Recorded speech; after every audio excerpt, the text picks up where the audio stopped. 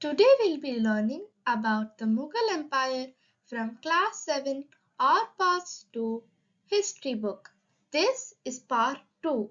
If you have not yet watched Part 1, please go and check it out before you watch this video. The link to Part 1 is in the description box down below. So let us start from where we left off. Lastly, we saw about who were the Mughal emperors, their relation with other rulers, their traditions of succession, Babur, the first ever Mughal emperor, and about every Mughal emperor that ruled over the Indian subcontinent. Today, we'll be seeing about the administrative part of the Mughal Empire, starting with Mansabdars. Mansabdar is a person who holds a mansab.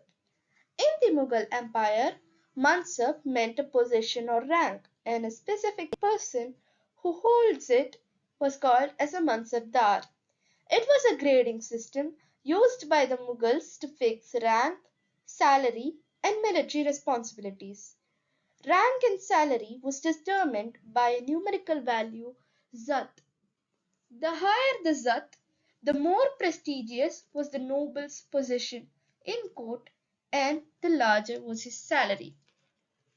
The Mansabdars had to maintain a specified number of savars or cavalrymen. The Mansabdar brought his cavalrymen for review, got them registered, their horses branded, and received money to pay them as salary. So, he maintained a specified number of cavalrymen, bought them. Once he got them registered and their horses branded, he received money to pay them as salary. To receive their own salaries, Mansabdar had to collect revenue from their assigned jagirs. Each Mansabdar were assigned jagirs to collect revenue from. If they did this work only, they received their own salary. But they did not govern their jagirs. They only had the power to collect revenues from their jagirs. Mansabdars, they themselves served another part in the country. Aurangzeb's failed Mansabdari system. During Akbar's reign, that is, during the period Akbar ruled, jagirs were carefully addressed so that the revenues were roughly equal to the salary of the Mansabdars. So, for example, if the revenues the Mansabdar collected were 2000 rupees, the salary of the Mansabdar would be more or less equal to 2000 rupees. But during Aurangzeb's reign, this was no longer the case. The revenue was often much less than the Mansabdar's actual salary. There was also a huge increase in Mansabdars, which meant a long wait before each Mansabdar received a jagir and also a major shortage in jagirs. As a result, many Mansabdars collected as much as revenue as possible when they had a jagir. Aurangzeb was unable to control this, and in the last years of his reign, peasantry suffered tremendously. Zabt and Zamindars. The main source of income to the Mughal Empire was through taxes collected from peasants. This was often given through the rural elites, that is, the headman or local chieftains.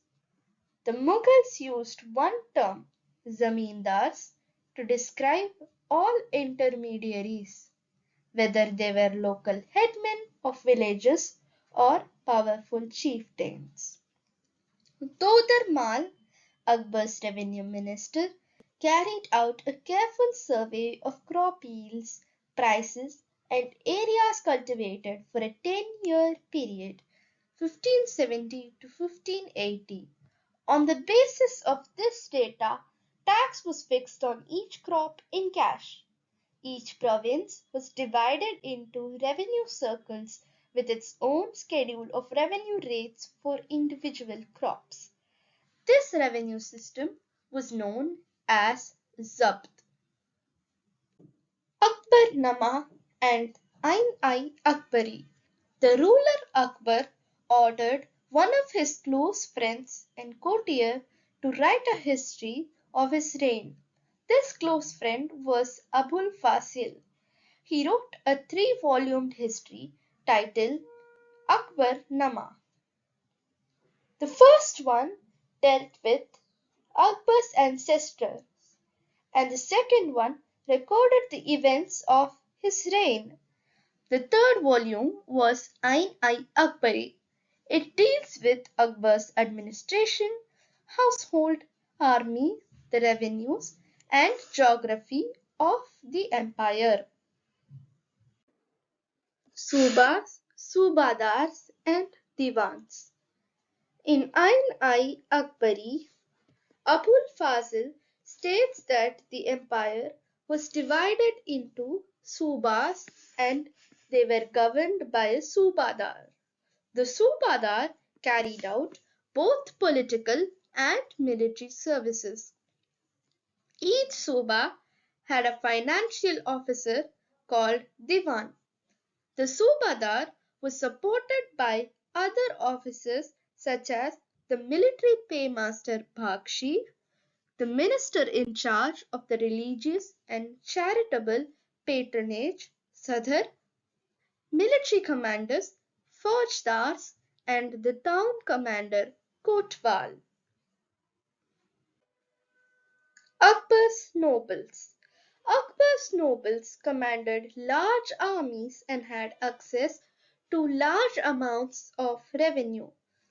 While they were loyal, the empire functioned efficiently, but by the end of the 16th century, many nobles had built independent networks of their own. Their loyalties were weakened by their own self-interest. Akbar's idea of universal peace. When Akbar was at Fatehpur Sikri during the 1570s, he started discussions on religion. He started these discussions with the Ulama Brahmanas, Jesuit priests who were Roman Catholics, and Zoroastrians. These discussions took place in the Ibadat Khana. These discussions made Akbar realize that religious scholars who emphasized ritual and dogma were often bigots. Dogma means a statement or an interpretation declared as authoritative with the expectation that it would be followed without questions. Bigot means an individual who is intolerant of another person's religious beliefs or cultures. Since this caused disharmony against his subjects, he came up with the Sul-i-Kul or universal peace. This idea did not discriminate between the people of different religions in his realm, but instead it focused on a system of ethics, honesty, justice, and peace. Abul Fazl helped Akbar in framing a vision of governance around his idea of Sul-i-Kul. This principle of governance was followed by Jahangir and Shah Jahan as well.